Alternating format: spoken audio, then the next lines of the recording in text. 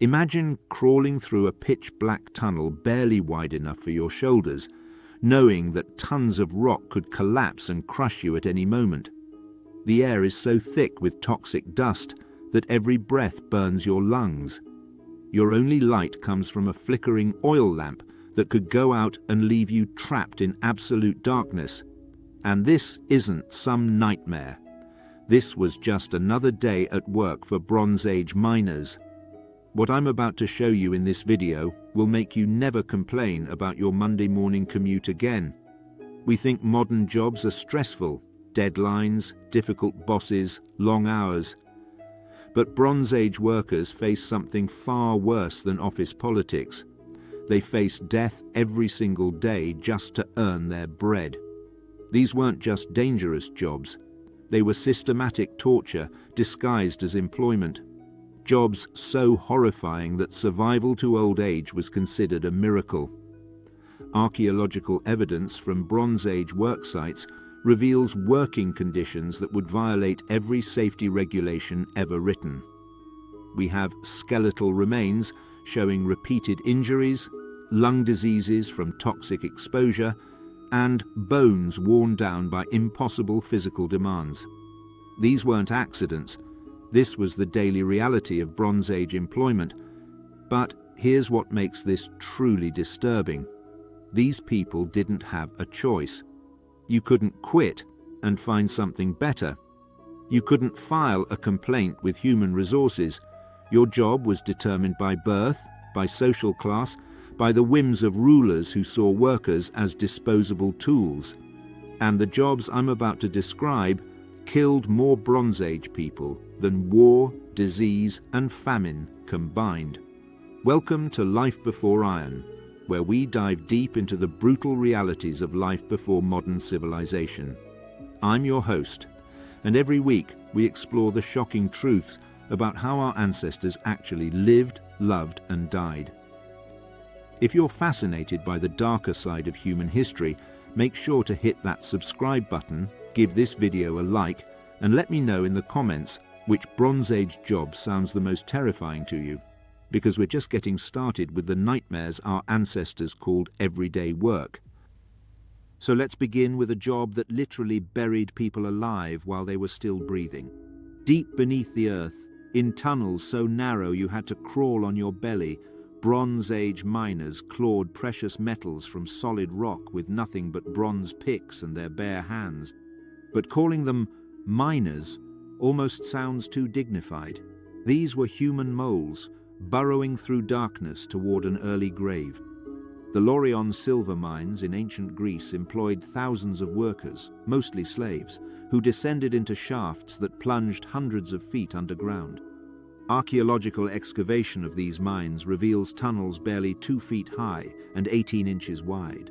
Workers spent 12-hour shifts crawling through these passages, hacking at silver veins with primitive tools. But the cramped conditions were just the beginning of the horror. The air in these mines was poison. Bronze Age miners had no ventilation systems, no safety equipment, no protection against the toxic dust that filled their lungs with every breath. Analysis of skeletal remains from mining communities shows evidence of severe pneumoconiosis, lungs, literally destroyed by breathing rock dust and metal particles. The Timna copper mines in Israel, dating back 4,000 years, tell an even more disturbing story. Workers here faced temperatures that regularly exceeded 120 degrees Fahrenheit. They worked naked in the suffocating heat, their bodies caked in toxic dust, breathing air so thick with metallic particles that many suffocated in the tunnels. But perhaps the most horrifying aspect of Bronze Age mining was the constant threat of cave-ins. Without proper support structures, mine tunnels collapsed regularly. Workers learned to recognize the subtle sounds that meant death was coming, the barely audible creak of shifting rock, the whisper of settling earth. When they heard these sounds, they had seconds to escape before tons of stone came crashing down. At Holstadt in Austria, archaeologists have uncovered evidence of a Bronze Age salt mine where workers were buried alive so frequently that rescue operations became part of the daily routine. They found specialized tools designed for digging bodies out of collapsed tunnels, though most of the time there were no bodies to recover, just stains in the rock where human beings had been crushed into paste. The most disturbing discovery came from the ancient copper mines of Cyprus. Here, archaeologists found the remains of workers who had been trapped in a tunnel collapse but survived long enough to scratch desperate messages into the walls. These final words, carved in the darkness by dying men, tell stories of hunger, thirst, and the slow realization that no rescue was coming. Mining wasn't just dangerous, it was a death sentence carried out one shift at a time. But if you think mining was the worst job in the Bronze Age, wait until you hear about the people who turned dead animals into leather. The stench hit you first. A smell so overwhelming, so absolutely revolting, that visitors to Bronze Age tanneries had to cover their faces just to breathe. But for the workers inside, there was no escape from the toxic nightmare that surrounded them every waking moment. Tanning, the process of turning animal hides into leather, required Bronze Age workers to spend their days immersed in a soup of rotting flesh, animal waste, and poisonous chemicals. This wasn't just unpleasant work, it was chemical warfare against the human body. The process began with fresh animal hides covered in fat, blood, and decomposing tissue. Tanners had to scrape away this putrid material using bronze knives, working in clouds of flies and maggots that fed on the rotting flesh. The smell was so intense that tanning operations were always located downwind from settlements, isolating workers in their own private hell. But the real horror began when the actual tanning process started. Bronze Age tanners used a mixture of animal brains, urine, and dog feces to break down the hide. Workers spent hours stirring these vats of decomposing organic matter, breathing in toxic fumes that burned their lungs and poisoned their blood. The most successful tanneries used even more dangerous chemicals. Oak bark contains tannins that preserve leather, but processing it required boiling the bark in huge vats that filled the air with acidic steam. Workers regularly suffered chemical burns on their skin and respiratory damage from breathing these vapors. Archaeological analysis of Bronze Age tannery sites reveals the full extent of the health crisis these workers faced. Skeletal remains show evidence of severe joint damage from constant exposure to wet conditions. Lung tissue, when preserved, shows scarring consistent with chronic chemical poisoning. Many workers developed skin conditions so severe that their flesh literally began dissolving from constant contact with acidic solutions. But perhaps the most disturbing aspect of Bronze Age tanning was the psychological toll. Workers became so saturated with the smell of death and decay that they couldn't escape it even when they left work. The odor soaked into their skin, their clothes, their hair. They became walking reminders of mortality, isolated from normal society by the stench of their profession. The social isolation was deliberate. Bronze Age communities considered tanners ritually unclean, contaminated by their daily contact with death and decay. They were forced to live in separate quarters, forbidden from entering temples or participating in religious ceremonies. They were treated as living corpses, and, given the toxic conditions they worked in, many of them were already dying. Yet leather was essential to Bronze Age civilization. Without it, there would be no armor, no containers for water and food, no harnesses for animals. Tanners created one of the most important materials of their age, and society repaid them with disease, isolation, and early death.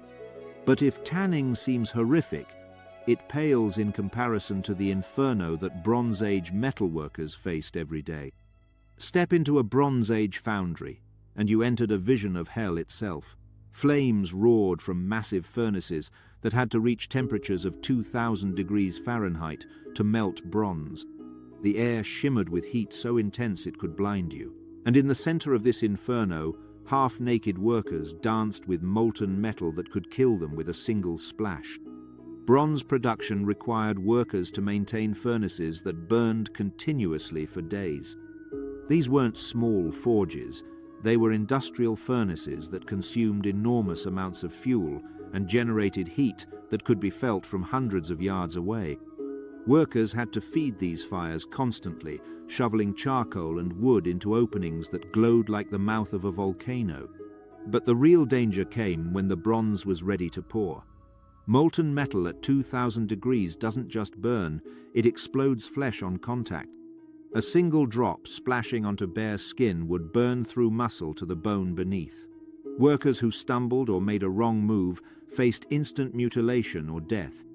Archaeological evidence from Bronze Age foundries tells stories of constant industrial accidents. Skeletal remains show healed fractures from workers who collapsed from heat exhaustion. Burn scars on bones reveal the devastating injuries caused by contact with molten metal. Some workers suffered such severe burns that they were permanently disabled, reduced to begging for survival. The air in these foundries was poisoned.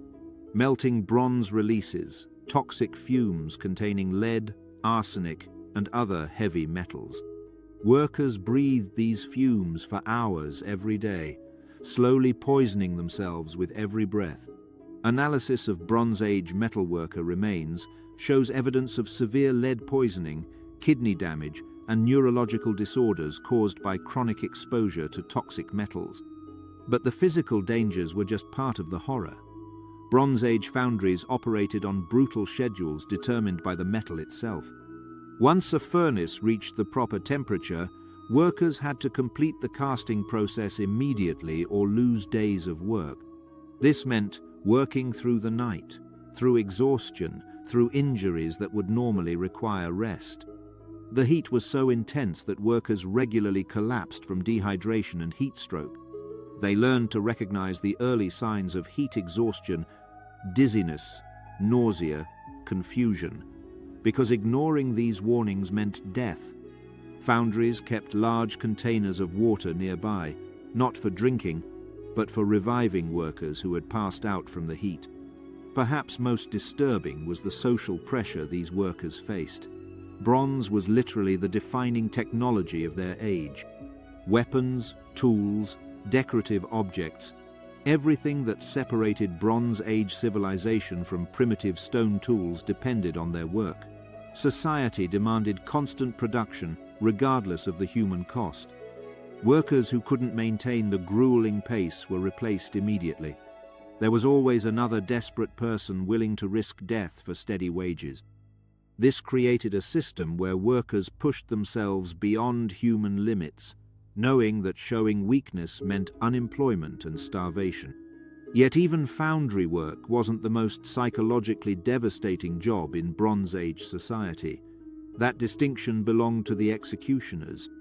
While other Bronze Age workers faced physical danger, executioners faced something far worse: the systematic destruction of their own humanity. These weren't just people who killed for a living. They were specialists in human suffering, artists of agony who perfected techniques for prolonging death as long as possible. Bronze Age execution wasn't about quick, efficient killing. It was about public spectacle, about demonstrating the power of rulers through elaborate displays of torture. Executioners were expected to be creative, to develop new methods of inflicting pain that would educate and terrify the watching crowds. The tools of their trade were carefully crafted instruments of torture.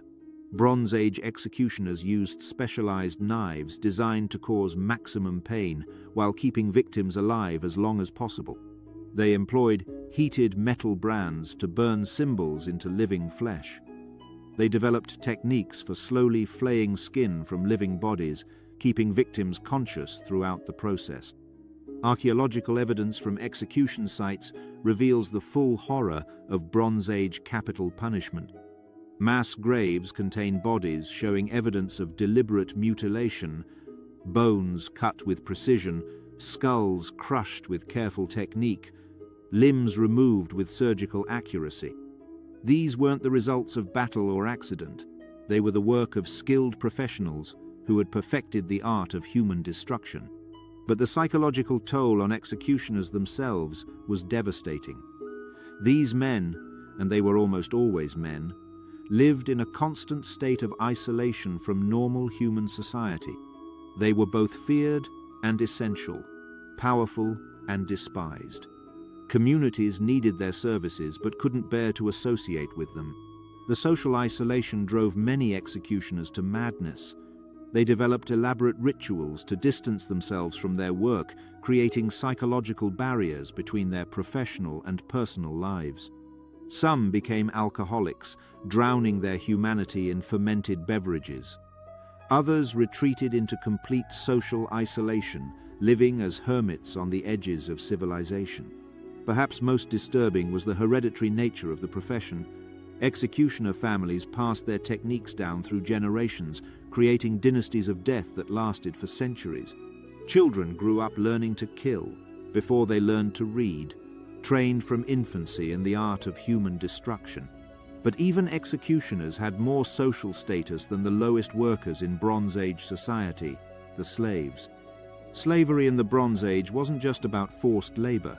It was about the complete destruction of human dignity, the systematic reduction of people to the level of tools or animals.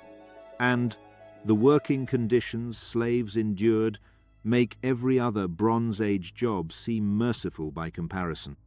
Bronze Age slaves worked in every industry, but they were always given the most dangerous, most degrading tasks. In mines, slaves were sent into the deepest, most unstable tunnels. In foundries, slaves handled the most toxic materials. In construction projects, slaves carried the heaviest loads and worked in the most dangerous positions. But the psychological torture was even worse than the physical abuse. Slaves were deliberately dehumanized, stripped of names, families, and identities. They were bought and sold like livestock, branded with hot irons to mark their ownership, and killed casually when they became inconvenient. Archaeological evidence from Bronze Age slave quarters reveals living conditions that barely sustained life. Sleeping areas were overcrowded, poorly ventilated spaces where disease spread rapidly. Food consisted of scraps and leftovers, barely sufficient to maintain working strength. Medical care was non-existent. Sick or injured slaves were simply replaced. The average lifespan of a Bronze Age slave was less than 10 years from the beginning of their bondage. Most died from a combination of overwork, malnutrition, disease, and despair. Those who survived longer often suffered such severe physical and psychological damage that they were permanently broken as human beings. Yet slavery was so fundamental to Bronze Age economics that entire civilizations depended on slave labor. The pyramids of Egypt, the palaces of Mesopotamia, the fortifications that protected Bronze Age cities, all were built primarily by slaves, working under conditions that killed them faster than they could be replaced. The most horrifying aspect of Bronze Age slavery was its casual acceptance by society. Slave labor wasn't seen as a necessary evil, it was seen as natural and proper, the way things should be. Free citizens viewed slaves as a different species of human beings who existed solely to serve their betters. But here's what makes all of these Bronze Age jobs truly terrifying, and this is something that should make your blood run cold. These weren't temporary hardships that people endured until something better came along. These were permanent life sentences determined by birth, social class, and pure chance. If you were born into a mining family, you became a miner. If your father was a tanner, you inherited his toxic trade. If you were captured in war, you became a slave until death released you. There was no career counseling, no job training programs, no opportunity for advancement. Bronze Age workers didn't choose their professions chose them. And once trapped in these deadly occupations, escape was virtually impossible. The psychological impact of this system was devastating. Workers knew from childhood that their future held nothing but danger, suffering, and early death. They watched their fathers and brothers die from work-related diseases and injuries, knowing that the same fate awaited them. This created a level of despair that's almost impossible for modern people to comprehend. Yet these workers weren't passive victims. They developed incredible resilience, finding ways to survive and even maintain dignity under impossible conditions. They created support networks within their professions, sharing knowledge that could mean the difference between life and death.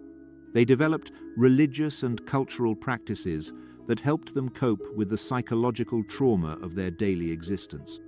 The techniques they developed for survival became the foundation of all subsequent technological advancement. Mining techniques perfected by Bronze Age workers who died in collapsed tunnels became the basis for modern mining. Metallurgical knowledge gained through generations of workers who poisoned themselves with toxic fumes led to the development of ironworking and eventually to modern industrial processes. But the human cost was staggering. Conservative estimates suggest that work-related deaths in Bronze Age societies accounted for more casualties than all other causes combined. Entire generations of workers disappeared into mines, foundries, and other deadly industries. Their only legacy, the technological knowledge they died to create. The next time you complain about your job, the long hours, the difficult boss, the stressful deadlines, remember the Bronze Age workers who faced death every day just to earn their daily bread. Remember the miners who crawled through poisonous tunnels, the tanners who slowly dissolved in toxic chemicals, the metal workers who danced with molten death, the executioners who sacrificed their humanity, and the slaves who were worked to death for the convenience of others. These people didn't have unions to protect them, safety regulations to shield them, or the option to find better employment. They had only their courage, their determination to survive, and their hope that somehow their children might inherit a better world. What's truly remarkable isn't that Bronze Age jobs were terrifying, it's that people endured them for thousands of years, slowly building the technological foundation that would eventually lead to safer, more humane working conditions. Every modern workplace safety regulation exists because workers throughout history paid for that knowledge with their blood, their health, and their lives. Their sacrifice wasn't voluntary, and it certainly wasn't fair, but it was the foundation upon which all subsequent human progress was built. The Bronze Age workers who died in mines and foundries and tanneries made possible every technological advancement that followed, including the comfortable lives we enjoy today. If you enjoyed this journey into workplace horror history, make sure to subscribe to Life Before Iron and hit that notification bell.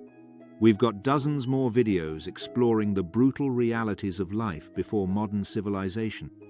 And trust me, after learning about Bronze Age working conditions, you'll never look at your job the same way again. Until then, be grateful for safety regulations, workers' rights, and the fact that you'll never have to crawl through a collapsing mine tunnel or dance with molten bronze. Thanks for watching, and we'll see you next week for another journey from Life Before Iron Changed Everything.